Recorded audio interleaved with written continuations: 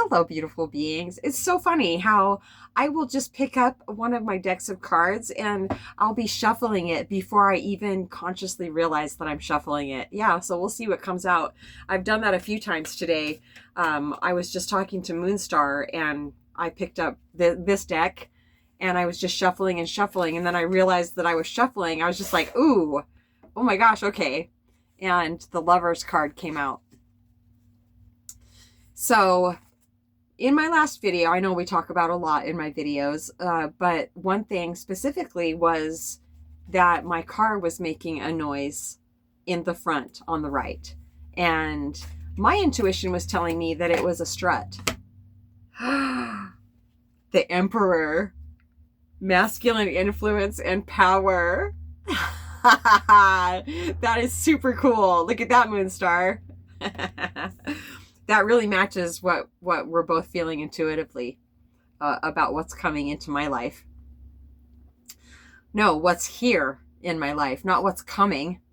People are waiting for their ships to come in, and I used to wait for my ships to come in too. And then all of a sudden one day they were like, "You are the ships." Oh, yeah, that's when I was in the thick of shedding waiting for anything. That doesn't mean waiting in line, use your common sense. Waiting for a man, specifically, waiting for somebody to change. No, and suffering in the meantime, no way. I don't see how people stay married. I don't get it.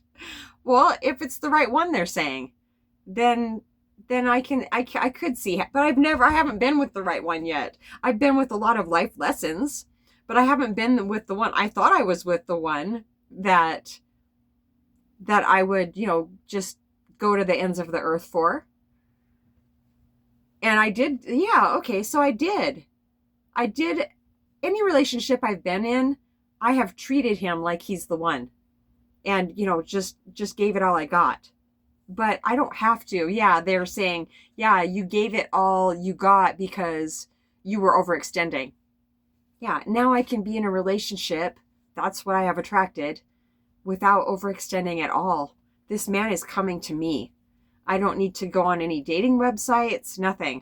All I've had to do, yeah, all, is raise my vibration and not settle for anything less than what I deserve. That's it. Really, in a nutshell.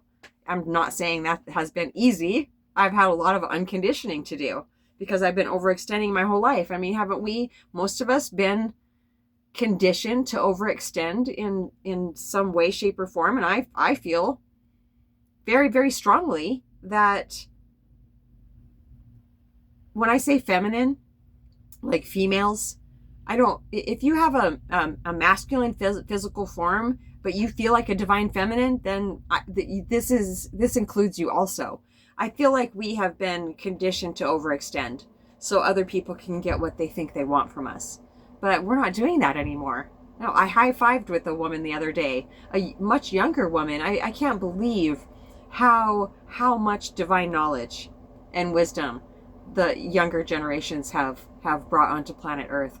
Things that I wasn't like getting until I was in my late 40s or 50s.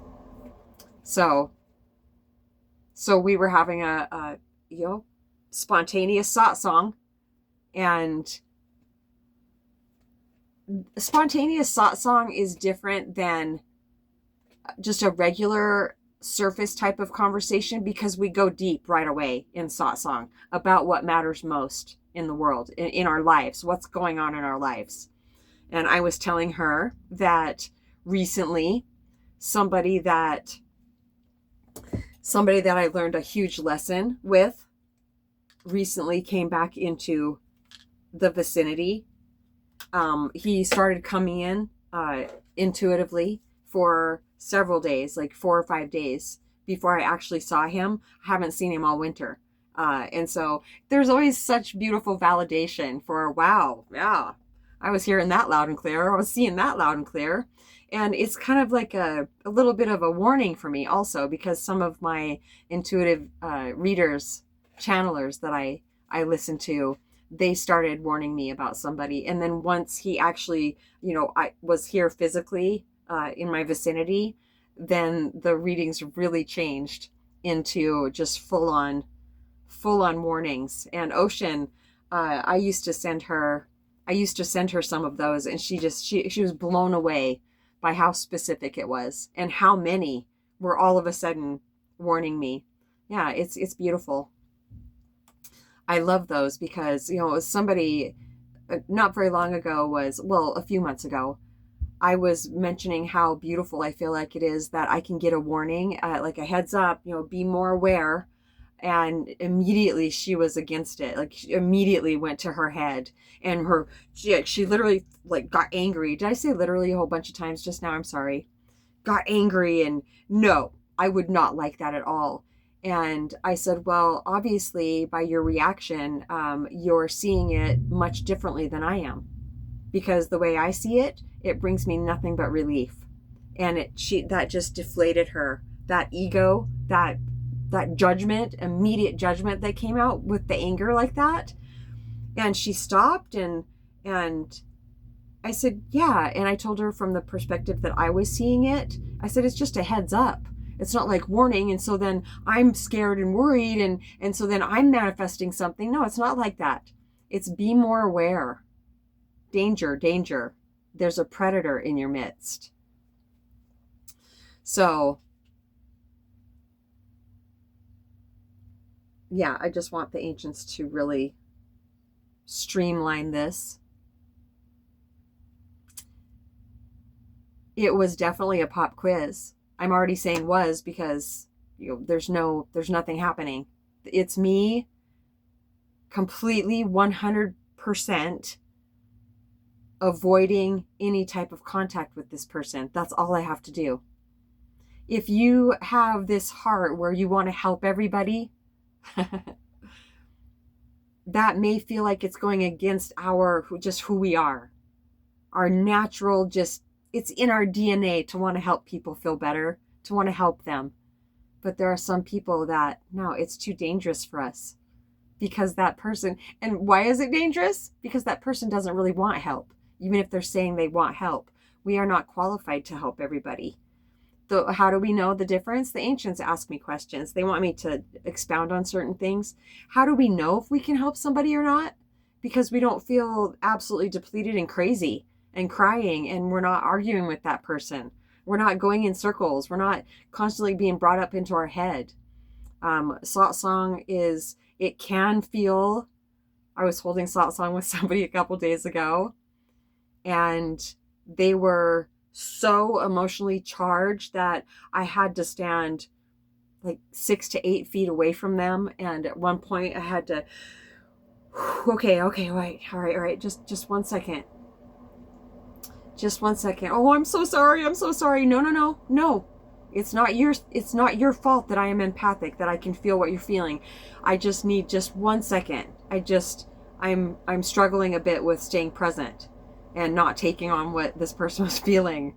And so it just gave us a second and being able to say that, and this person didn't react or feel attacked or anything. And it just, actually they're saying it helped this person just like stop for a second. And that happened a few times. I was just like, ooh, okay. Okay. And they would stop and, oh, okay.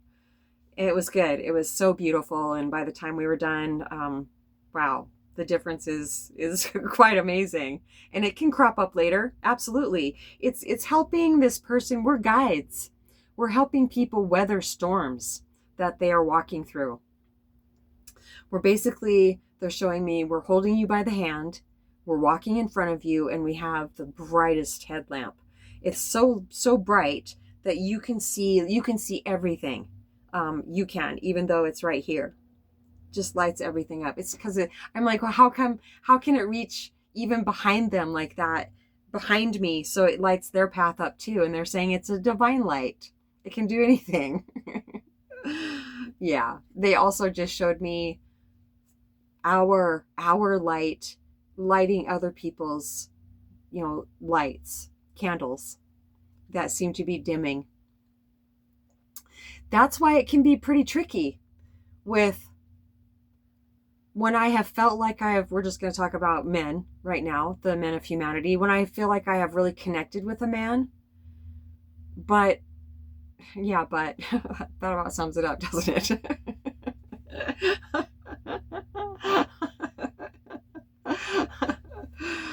Yeah, in my life now, though,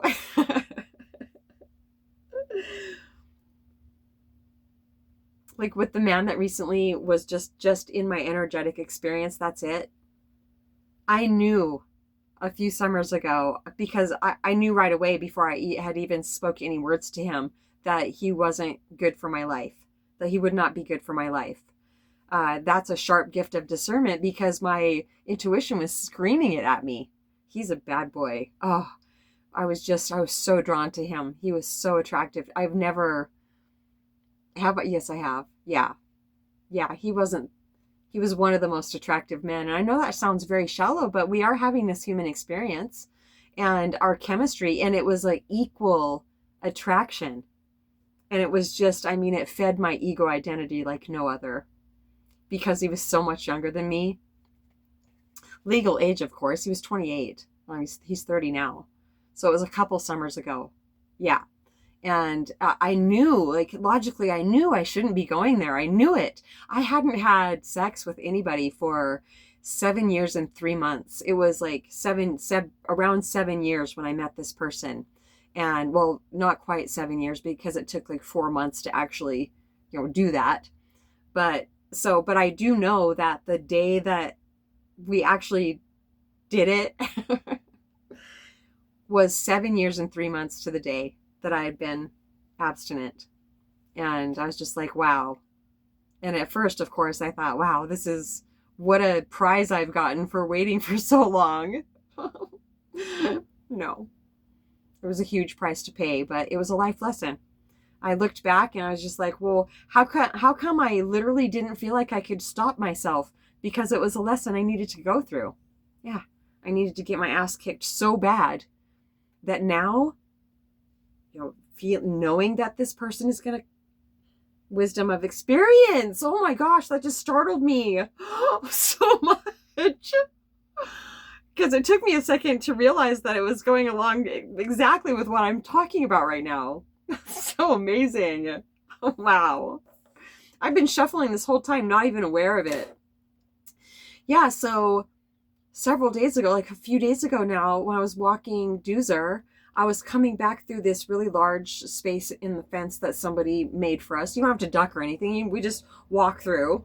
It's not even a hole or anything. It's just a huge section of fence that somebody made for us to be able to walk back and forth. And so I was walking back towards the park here. And when I looked up, I saw him with Ruby. If you've followed me for any length of time, well, since a couple summers ago, and I've talked about her since, she's this dog that I literally, I had to grieve, and I've sobbed in the fetal position. I mean, it was a huge heartbreak for me. I was never in love with this man. I felt love for him at times, but I never was even close to being in love with him, which he wanted me to be so he could try to demolish my heart. No. Energetically, I felt destroyed for quite a while, but I bounced back pretty fast. I know everything I need to do. Disengage is the first thing. So even this person knowing how destroyed I felt over not having Ruby in my life anymore, he used her. He was trying to use her. He had spun a web. He was about 8 feet on the other side of that fence, that opening, the place that he knew I would have to come through. And he had her all set up right there. I haven't seen her all winter. And she came and saw me right before she moved, though. And I was praying that she would never come back because, oh my gosh, decadence and indulgence. Oh, I thought, new love energy also. Yeah, so he had Ruby and his other dog on leashes. He never walks them. He never walks his dogs. He's incredibly neglectful. So he had them on leashes and, acted like he was out taking his dogs for a walk, but he was right there. He had them all set up, and when I saw him, he looked at me. and was fully expecting me to come right through. No, I took a hard left. I got this cold jolt through me. It was a very unusual feeling. It wasn't a full-on gut alarm. My stomach didn't hurt, but it was like this, it was like a clear. And I just looked at him with dead eyes, and I took a left and went around the building and knew that he'd be gone when I got back, but he wasn't that far gone. He was further over in this place where people bring their dogs. And I just, I went the opposite direction, and I looked over one more time, and he had already left that area, and he was coming my way. And I was just like, wow, man, this really sucks. This feels like the devil's on my tail right now. Just his energy is just he's such a predator. He really is. I'm not just being paranoid. I've done the legwork on this. I know exactly a psycho. Well, a psycho, if I called him a psycho, that'd be name calling. I know what a psychopath is now. Thanks to him. I feel he's definitely a combination of things.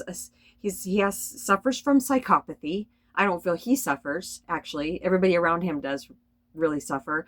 I have seen him depressed, though. And it's more than likely because, that's right, he's not getting supply from anybody, which sounds highly narcissistic because they need supply. But he's also an avoidant. And if they feel any amount of love for anybody, they have to squish that right away. And that usually stems from childhood abuse, neglect specifically. But if it's a whole combination of all these different things, then it's really hard to just put them in a box and say, okay, this person is narcissistic. I have to be really careful if you have to be around that person. But it doesn't really matter. I mean, if this person is a predator, they're a predator, and you can feel that pretty quickly because they will love bomb us, be so sweet and connective. And one thing that this person used to say, because, well, he was our whole, connection, basically our whole connection, we did have really deep conversations, though. It can be very confusing. And we had incredibly loving times together. And they felt very, very real. I don't feel like this person was faking all the time. Yeah, because I was pumping my much higher vibe into him. We can sustain somebody at a lower energy for maybe 3 months max, I've found. Well, if you're married to them, longer than that, but before their mask really, really starts slipping. If they're good at maintaining that persona that they want to convey to us to get us hooked. It can be very confusing trying to figure them out, but the bottom line is, did he love bomb you and then start withholding his affection, or start saying that he forgot all the time? Yes, he does have a traumatic brain injury. He did. And so he definitely legitimately is forgetful, but it's very convenient forgetting also. And yes, the fact that he is an active alcoholic, that makes him forget also. He's in blackout a lot of the time. However, and so I would try to override all these, the mean way he was to me the night before, because he was saying he didn't remember any of it the next morning. And he was really, really sweet to me, like super sweet. Is any of this sounding familiar? It's if it feels crazy, it is. And with practice, we don't have to walk as deeply into the dark, scary woods as we have before. I can go, oh, there's some dark, scary woods. I'm not going in there. No matter how attractive or interesting or exciting it seems. No matter what type of physical reaction I'm having also to that person, I've learned to not base any decisions. Oh, that doesn't sound like any fun. Yeah, it does to me. I base 0 decisions on any type of physical reaction to a person. Good type of physical reaction to a person. Yeah. If my gut alarm goes off and that hurts my stomach, then that's definitely a physical reaction to heed too. They're saying that physical feeling that I'm talking about, getting that around a person is also a warning sign. Wow. That's very true. I just asked them a few things, but, well, can't that be a good sign though? That if you're on the same vibe, then the creative energy can also feel like the lower chakras energy. that feeling of excitement that we get when we're around somebody we're attracted to. That is creative energy first. But then we have labeled it, of course, as that. It's only a warning sign. Okay, right, of course. Thank you so much. Feeling that physical attraction to somebody is only a warning sign if it not makes me, if I choose to act on those feelings too quickly, if I don't get to know the person first. It's really imperative for me to, when I do meet somebody, if that feeling is there, to let that die down. I know it doesn't sound exciting, does it, at all? But it's imperative for me to do that.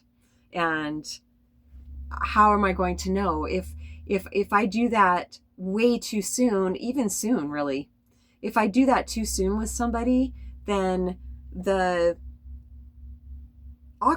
women, it creates oxytocin in women, the act of having sex, but it doesn't in men. And so the feeling, the euphoric feeling, the feelings of love that we have, we think that it's towards that person, but it's because of the sexual act that we just had with them. And the feeling of intimacy, you know, everything, all of our senses are in overdrive. And the feeling of connection also, if we haven't felt connected to anybody for a long time, all of that can make it seem like he's the one. But I just love the fact that I don't feel any resistance to what I'm saying. I don't mind things taking time because it's divine timing. If I'm trying to rush something, then it's the culprit is usually the personal identity that I haven't quite shed yet, the one that wants to go quickly.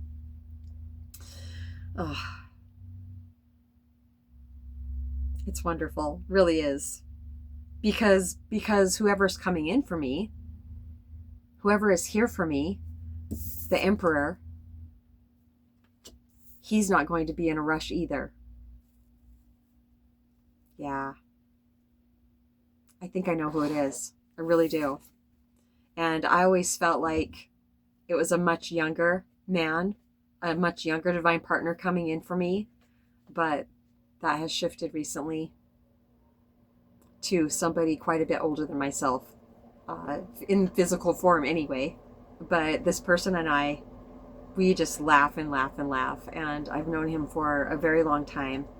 And he recently came back into my life. And I feel like, yeah, you never know. You know, I said the boyfriend prayer right away, remove this person from my life if he's not here for my highest good. And then I've let him go. And I haven't heard from him for a while. And that's okay too. I see it all as, divine protection and divine timing. It's all divine, isn't it? My car, like all of it works out so great. So my spread is the Emperor and then Wisdom of Experience. I had put that back in.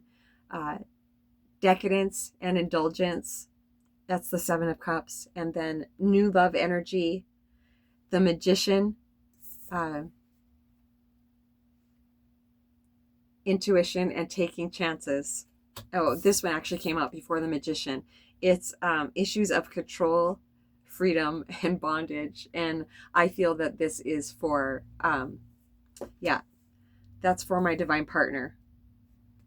Because in this case, my divine partner is a man. And steady progress, challenges and problems. Yeah, and see, it's a man. But that's okay. You know, there is movement as far as my divine masculine goes. Yep. Steady progress. These cards are so amazing. Wow. I just keep opening it up and seeing. Oh, blessed love life. Yeah. So she has sunglasses on because for some reason in this deck, most of the people in this deck had their eyes closed. I was just like, no. So I drew these kind of creepy looking eyes on. Oh, did I show you the Magician or not? Yeah, that's me.